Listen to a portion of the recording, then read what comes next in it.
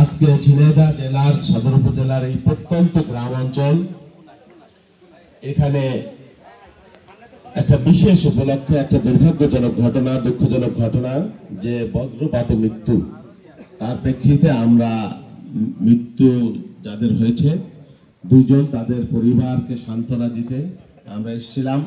আমাদের দলের ভারপ্রাপ্ত চেয়ারম্যান, যেটা আয়ুব ভাই সহ নেতৃবৃন্দ বলেছেন যে শুধু লন্ডন থেকে বিষয়গুলো উনি খেয়াল করেন, আমাদেরকে নির্দেশ দিয়েছেন যে এদেরকে বাড়িতে যাও, এদের কি অবস্থা একটু খোঁজ খবর নাও। আমার পক্ষ থেকে তাদের সহানুভূতি এবং যতটুকু তিনি পেরেছেন একটা আর্থিকও, তাদের আসলে তো ক্ষতিপূরণ হয় না।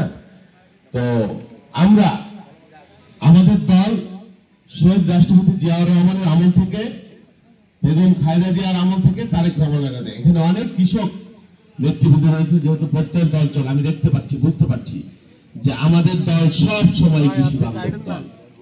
খাদ্য উৎপাদন, কৃষকের ভাগ্যের পরিবর্তন কিভাবে করা যায়, কৃষক যাতে তার পণ্যের, উৎপাদিত পণ্যের ন্যায্য মূল্য পায়, সেই বিষয়ে আমরা আমাদের 31 দফার মধ্যে আমাদের কমিটমেন্ট আছে। আমাদের দেশটা, আমাদের ভারপ্রাপ্ত চেয়ারম্যান তারেক রহমান বলেছেন আমরা যদি ক্ষমতায় যাই বাংলাদেশের প্রত্যেকটা ইউনিয়নের পর্যায়ক্রমে আমরা ক্রয় কেন্দ্র নির্মাণ করব, যাতে কৃষক তার পণ্যের ন্যায্য মূল্য পায়। আমরা যদি ক্ষমতায় যেতে পারি, তারেক রহমান কমিটমেন্ট করেছেন যে এবার ক্ষমতায় যেতে পারলে কৃষকের ফসল যদি হানি হয় অতিবৃষ্টি, অনাবৃষ্টি, ঝড় ঝঞ্ঝা, বন্যা, জলোচ্ছ্বাসের কারণে, তাহলে আমরা শস্য বীমার আওতায় কৃষকের যাতে ক্ষতিপূরণ দিতে পারি। বিএনপি ক্ষমতায় গেলে জনগণের ভোটে ইনশাআল্লাহ আমরা কৃষি কার্ডের মাধ্যমে প্রান্তিক কৃষক যারা রয়েছে তাদেরকে সরকারি সহযোগিতা কিভাবে দেওয়া যায় সেই বিষয়গুলো নিয়ে আমরা এবার কাজ করব এবং এটা আমাদের কমিটমেন্ট। আরো অনেকগুলো কমিটমেন্ট আমাদের রয়েছে। সেই জন্য কৃষি এবং কৃষক হলো বাংলাদেশের প্রাণ। একজন বেগম খালেদা জিয়া বলছিলেন যে একজন কৃষকের স্ত্রী, একজন শ্রমিকের স্ত্রী, এই পরিচয় আমি গর্ববোধ করি। কৃষক বাঁচলে দেশ বাঁচবে, এটা শুধু কথার কথা নয়। এখনো বাংলাদেশের অর্ধেকের বেশি মানুষ কৃষি পেশার সাথে জড়িত। আর এই যে বজ্রপাতে এবার ইদানিং আমরা খুব বেশি দেখছি যে মানুষের, কৃষকের বেশিরভাগ ক্ষেত্রে কৃষকের মৃত্যু হচ্ছে।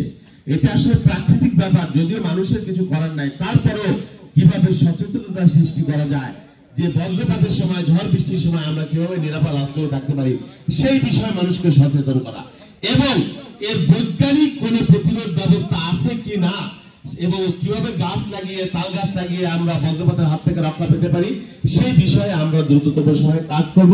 আমাদের দল কাজ করবে এবং অন্য কোনো প্রতিরোধের ব্যবস্থা আছে কিনা সেই বিষয়ে আমাদের ভারপ্রাপ্ত চেয়ারম্যান বলেছেন আমরা ক্ষমতায় গেলে যদি বৈজ্ঞানিক ভাবে, সাইন্টিফিক ভাবে এগুলা প্রতিরোধের কোনো ব্যবস্থা থাকে সেগুলো আমরা কাজ করবো, ঘরে যেভাবে করা হয়। যাই হোক, আমরা বাংলাদেশের কৃষকের সাথে আছি। বাংলাদেশের কৃষক, আমাদের কৃষক নিয়ে আমাদের কাজ, বাংলাদেশের কৃষকের সুখে দেখতে আমরা যে সাহায্য সহযোগিতা বা চাইলাম, এতে সব সমস্যার সমাধান হয়ে যাবে না, কিন্তু মেসেজটা পরিষ্কার যে কৃষকের দুর্যোগে, কৃষকের বিপদে আমরা তাদের পাশে আছি, পাশে থাকতে চাই আমাদের দল। এটাই হলো আমাদের বক্তব্য। এই সহানুভূতিটুকু আমার ভারপ্রাপ্ত চেয়ারম্যানের আমাদের এই মেসেজটা দেওয়ার জন্য, এই সহানুভূতিটুকু জানাবার জন্য আমরা এখানে এসেছি।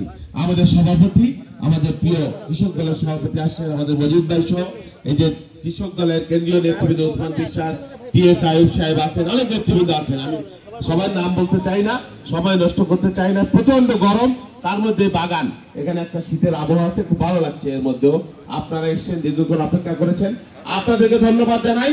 আগামী নির্বাচনে দ্রুততম সময় নির্বাচন হবে, আর নির্বাচন নিয়ে যদি কোনো তাল বাহানা কেউ করে, আমরা অনেক ষড়যন্ত্র, অনেক কিছু লক্ষ্য করছি।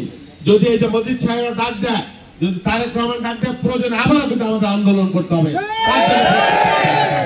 সবাইকে ধন্যবাদ। আল্লাহ হাফেজ। বাংলাদেশ জিন্দাবাদ, খালেদা জিয়া জিন্দাবাদ, তারেক রহমান জিন্দাবাদ। আসসালামু আলাইকুম। উপস্থিত দায়িত্ববৃন্দ।